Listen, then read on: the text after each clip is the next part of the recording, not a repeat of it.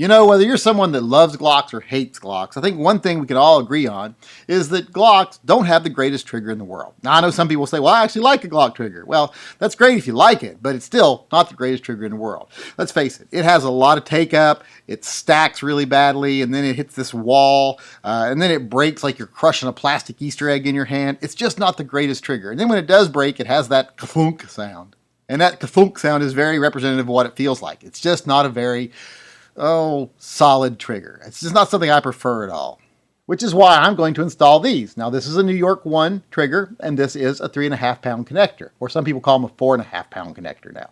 But this little trigger option right here, it makes your trigger more consistent. It gives you more of a solid pull throughout without the stacking, without hitting that wall. This lightens the trigger. Now, if you were to just put this piece in, it raises, the 5.5 pound trigger of a Glock up to about 8 pounds. But if you put this trigger back in it, combined with the 25-cent trigger job, you can get it back down to about 5.5 to 6.5 pounds, and it'll be much smoother and more consistent. So let's go ahead and do this mod. I'll get the gun taken apart here. We'll start putting these parts in. Now, you're going to take out all 3 pins to do this because you got to take the trigger out completely. Luckily, this main pin comes out a lot easier on this one than it does on my OD green frame. On my OD green frame, you have to push up on the shoe really hard here to get the thing to come out. I don't know if that's because maybe the hole in the shoe is off like a micron or something, but it really makes it a little bit more difficult. This one, luckily, is very easy.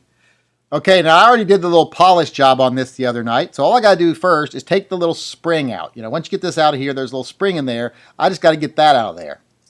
That spring right there. Just got to take that off.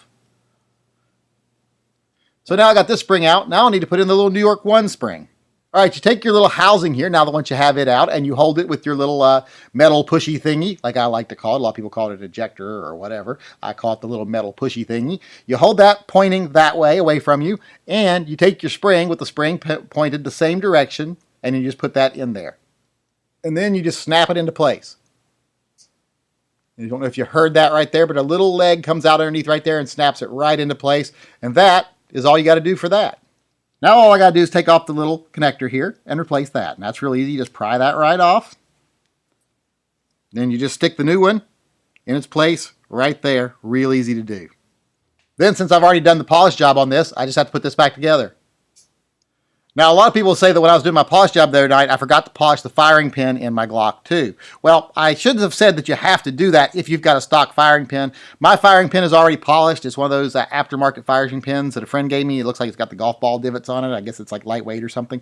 But it's already polished up, so I didn't have to do that. But if you don't have one of those pins, you got an old pin, or just like, not an old pin, but a stock pin, you'll have to polish up your firing pin too. I didn't have to do that.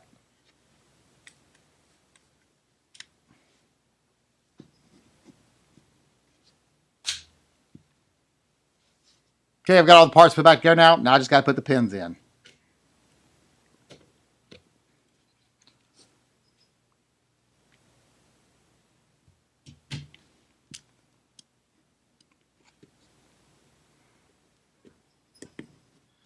Okay, I've got it installed, and I'm going to have to say, much better.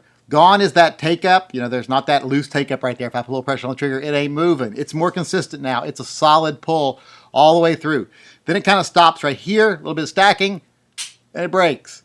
And resets a lot harder now. Watch how forceful this reset is. That really kicks it out there. If you're someone that was ever going to short stroke a trigger before, you ain't going to do it with this in there. So the trigger is much more responsive if you ask me. It's just more of a tactile feel all the way through.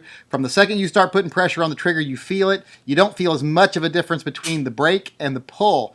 You still feel it stack before it breaks, which you want to feel a little bit of stacking on this kind of a trigger. But it's not like that huge difference from nothing to heavy like it was before. Before it was basically, 0.5 pound to 5.5 pounds. Now it's probably going from 4.5 pounds to 6 pounds.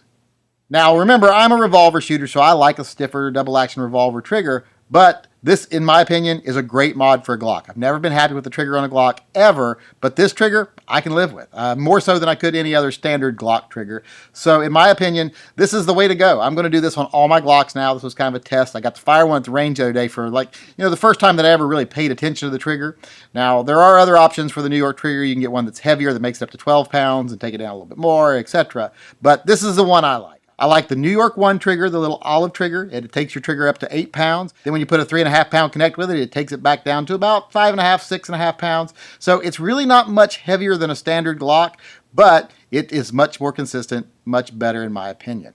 And plus, if you're ever in court and you have to defend your decision to shoot someone, and you have to defend your gun, and you have to defend the fact that you modified a trigger, making a trigger more difficult to pull, I wouldn't say more difficult, but more deliberate to pull, is going to be a good thing. That's not going to work against you. In fact, every legal professional I've ever spoken to says this is actually a good mod. Masad Ayub agrees it's a good mod, and this is one thing I agree with him on. So if you've got Glocks, you want a more deliberate trigger, or you like a double action trigger, I would definitely say do the New York 1 trigger job.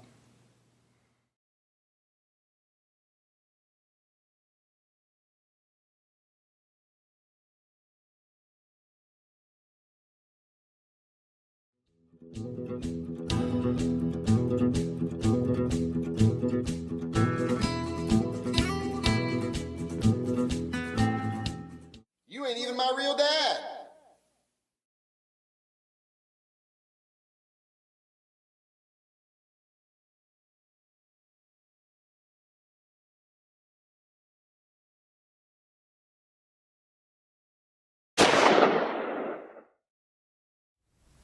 Maisie, I do not need your help.